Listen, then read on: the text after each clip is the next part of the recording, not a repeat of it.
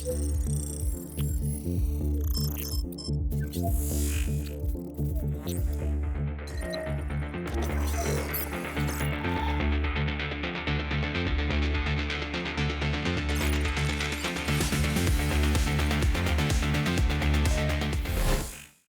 家好，我係阿夫拉。咁呢部影片咧係作為上一部大黑塔影片嘅延續，咁呢一部咧就作為額外嘅 update。而上一部影片咧主要係集中講大黑塔嘅主體方向同埋組隊以及維繫，而今次就會講一下大黑塔嘅關鍵邏輯，因為 V3 嘅版本已經出咗嚟噶啦。咁我亦都相信咧之後嘅 V4、V5 版本咧嘅改動都唔會好大噶啦。佢作為對大黑塔嘅提前一個認知，大黑塔嘅培養重點咧只有3樣嘢嘅啫，分別就係解讀層數、暴擊率同埋速度。咁我相信咧暴擊率同速度咧經過上一部影片嘅講解咧應該理解就唔難噶啦。反而我仲留意到咧好多玩家咧對大黑塔嘅解讀嘅邏輯咧仲係唔太明白，所以呢部影片咧就直接講呢個解讀嘅邏輯嘅啫。當你嘅隊伍咧有大黑塔嘅情況下咧，敵方目標咧進入戰鬥嗰陣咧，佢嘅頭頂咧就會出現一個菱形嘅指示物，而呢個菱形嘅中間咧就會有個數字嘅，就係解讀嘅層數啦。咁你指定為嗰個嘅目標咧，個菱形就會變咗做紫色噶啦，其餘冇被指定為目標咧，佢個菱形咧就會顯示為藍色。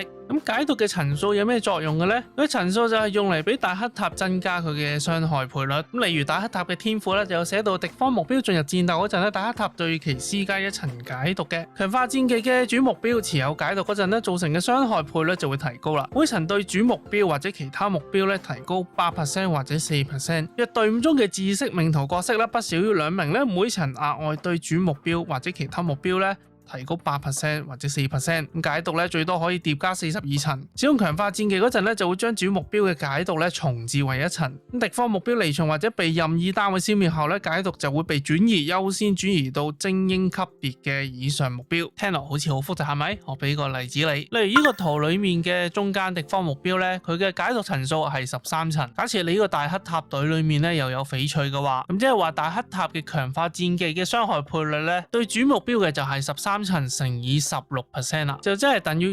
208%。而對鄰嘅目標嘅傷害倍率咧就即係104%。咁大黑塔嘅終結技嘅傷害倍率又點樣計呢？咁佢就根據呢個痕跡嘅額外效果，個名叫飢餓的景觀啊。敵方目標咧每被施加1層解讀咧，大黑塔終結技嘅傷害倍率提高 1%， 可疊加99次。講白啲就即係話佢自己本身就有個 counter 喺度嘅。呢場上任何一個目標咧加1層解讀嘅話，終結技傷害倍率嘅 counter 就會加1啦。呢個部分搞清楚之後咧，我哋繼續講落去。咁頭先啲天賦嗰度咧都有講啦，使用強化戰技咧就會將目標嘅解讀咧重置為1層嘅。咁大黑塔究竟係咩情況下係會打呢個嘅強化戰技呢？咁喺呢個零命嘅情況下呢，大黑塔咧就要依靠呢個嘅終結技就去獲得一個靈感。而當大黑塔獲得一個靈感嘅時候呢，佢就要打呢個嘅強化戰技啦。而喺內測嘅情況下呢，有好多例子就係呢，當嗰個目標咧已經去到42層嘅解讀，但因為大黑塔嘅終結技未換能量，所以就攞唔到靈感啦。攞唔到靈感就即係話唔可以打強化戰技啦。對，以前係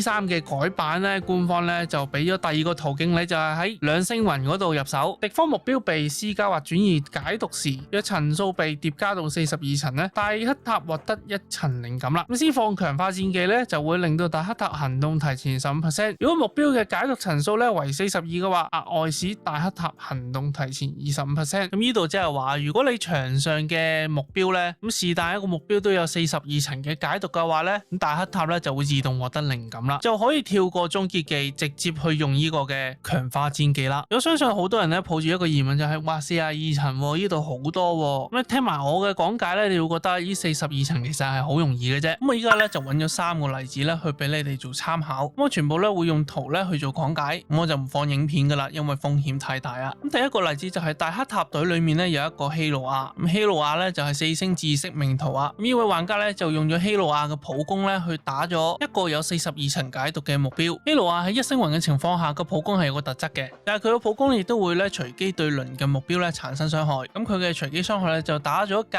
離嗰個鄰嘅目標啦。輪嘅目標咧由21層解讀，而最後嘅結果就係42層解讀嗰個保持不變，因為佢嘅解讀已經換咗啦。但係側面隨機被打到嗰個21層解讀咧就變咗做25層解讀啦。咁呢4層解讀點樣嚟嘅咧？好簡單，你只需要睇大黑塔嘅痕跡額外效果就得啦。咁冷漠的誠實嗰度就有講到我方目標攻擊嗰陣咧，對擊中嘅敵方目標咧施加1層解讀。咁呢度就有1層啦。呢度就睇下世界外來信攻擊後對被擊中嘅敵方目標中嘅解讀層數最高嘅目標施加1層解讀。本身希魯亞攻擊嗰個係42層解讀嘅目標，但由於42層解讀已經換咗噶啦，所以就會當咗21層嘅解讀嗰個目標咧就係最多嘅解讀嘅目標啦。最後因為希魯亞係知識命途嘅關係咧，就會有多額外2層嘅解讀啦。咁所以呢度就解答咗點解呢個21層解讀嘅目標咧變咗做25層啦。而我哋再講第二個例子，第二個例子咧就係沙金。呢個沙金嘅回合面對住13層解讀以及20層解讀嘅精英目標，咁沙金就用咗1下普攻去打13層解讀嘅目標，咁就按照住大黑塔嘅痕跡效果。由於沙金係全戶命途，所以沙金咧只能夠為目標產生咧2層嘅解讀。而第三個例子就係轉移解讀啦，咁我就攞翻咧啱啱希魯亞嗰個例子咧就繼續講落去。喺大黑塔出終結技之前，咁場上咧就有5個目標啦，由左至右啦嘅解讀就係7、42、25、4同埋4。當大黑塔施展終結技打晒場上所有嘅敵人，咁按照大黑塔嘅痕跡額外效果咧，咁理論上咧除咗42層解讀換咗嘅敵人以外咧嘅其他目標咧都會加1層嘅解讀嘅。咁呢5個目標嘅解讀層數咧從左至右咧就應該就變咗為8、42、26、5同埋5，而中間嗰個目標嘅解讀層數咧喺唔計換42層解讀目標嘅情況下咧，咁佢就擁有最高嘅解讀啦。咁就按照大黑塔嘅痕跡額外效果咧，最高解讀層數嘅目標咧會額外加多1層，而且大黑塔係知識命途，所以就會對呢個目標咧再加多2層嘅解讀，所以中間嘅目標咧就會變咗做29層解讀。然而當大黑塔出完終結技之後，咁啊總共有3隻怪咧就掛咗柴，咁喺呢個情況下咧，呢啲掛咗柴嘅目標咧嘅解讀咧就會被轉移啦。咁掛咗嗰3隻怪咧嘅解讀咧分別為8加5加5，即係18層解讀啦。咁呢18層解讀咧就會轉移去一啲未夠42層解讀嘅目標，而且係精英目標優先，所以擁有29層解讀嘅精英目標再被轉移18層解讀，咁呢度嘅結果就係一定係超過咗42層解讀噶啦。當你哋理解到啦，佢哋嘅解讀咧係可以咁樣轉移去做累加嘅，咁仲使唔使好似之前講話要用到靈沙啊，去令到個召喚物啊提前行動啊，打咁多個敵人，然後去俾大黑塔去累積呢個嘅解讀層數咧，唔使噶啦，可以話係完全冇呢個必要噶啦。只要你嘅隊伍有資金鳥、沙金、翡翠同埋大黑塔就可以玩噶啦，特別係翡翠同埋沙金幫你慳翻好多嘅戰技點，而資金鳥開咗戰技同埋唱歌嘅話，亦都幫你慳咗唔少嘅戰技點。我睇過好多內測嘅片段咧，呢一隊都係非常適合去打天譴之矛嘅，而大黑塔保持喺80% 嘅暴擊率咧，亦都已經好足夠噶啦。所以呢隊嘅配對咧，本身都適合好多玩追擊隊嘅玩家咧，去練多一個人物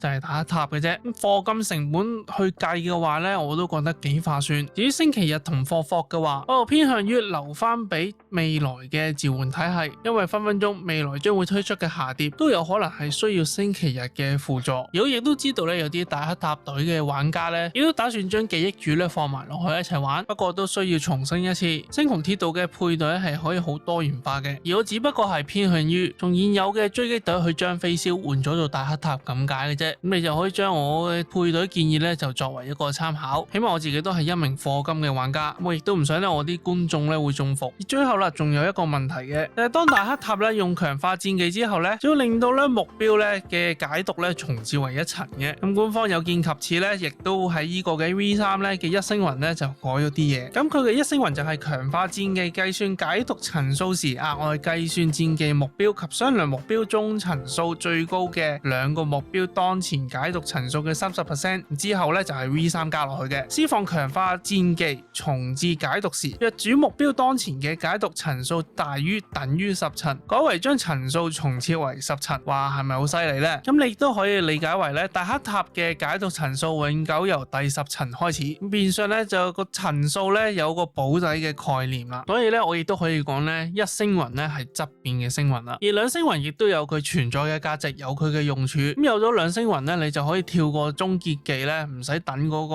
終結技嘅靈感噶啦。咁講到嚟呢度咧，我就為大黑塔咧做一個總結。如果你有網上睇咧大黑塔嘅 V3 技能描述咧，你都可以了解到佢嘅解讀圖途徑咧係可以嚟自天賦、嚟自戰技、嚟自秘技、嚟自額外效果嘅，從而獲取解毒嘅層數。而你哋特別要記住大黑塔嘅秘技呢，因為令到你哋呢個嘅每波次開始呢，就會有一個隨機敵方目標呢施加25層嘅解毒，而且係優先施加俾精英級敵以上嘅目標。咁除此之外呢，你要擺一個紫色命途嘅人物呢去配大黑塔，咁翡翠呢就係最佳嘅人選啦。如果冇翡翠就用4星嘅黑塔或者銀紙、機子頂住先。就係最好做1+1或者2+1，特別提醒下就係1星雲可以算係一種質變嘅星雲，即係10層解毒保底啊！咁你記住呢3點咧，就可以好好發揮大黑塔嘅解毒層數所引申嘅傷害倍率啦。咁我就希望呢部影片咧可以令你咧更加了解大黑塔嘅運作邏輯。咁所以中意呢部影片嘅朋友啦，就記得撳個 like、留言、訂閱同埋打個鐘仔。我哋下次再見。